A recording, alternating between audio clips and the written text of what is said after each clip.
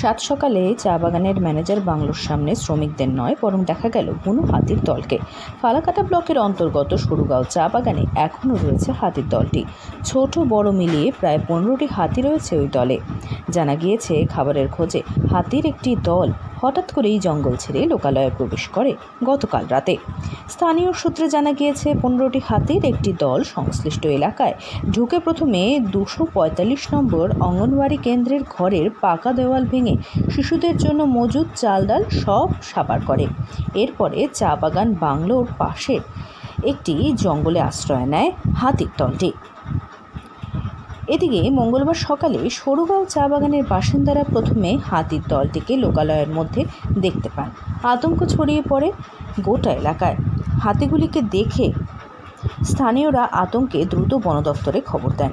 খবর পাওয়ার পর বন দপ্তরের দলগাঁও রেঞ্জের বনকর্মীরা দ্রুত ঘটনাস্থলে পৌঁছান। হাতির দলের গতিবিধির ওপর নজর রাখতে গোটা এলাকাটি ঘিরে ফেলা হয়েছে বন দপ্তরের পক্ষ থেকে। এদিকে সকাল থেকেই হাতির দলটিকে দেখতে এলাকায় ভিড় জমিয়েছেন স্থানীয় বাসিন্দারা। মুঠোফোনে বন্দি করে রাখছেন। দেখে নিন হাতির দলের সেই ভাইরাল ছবিটি।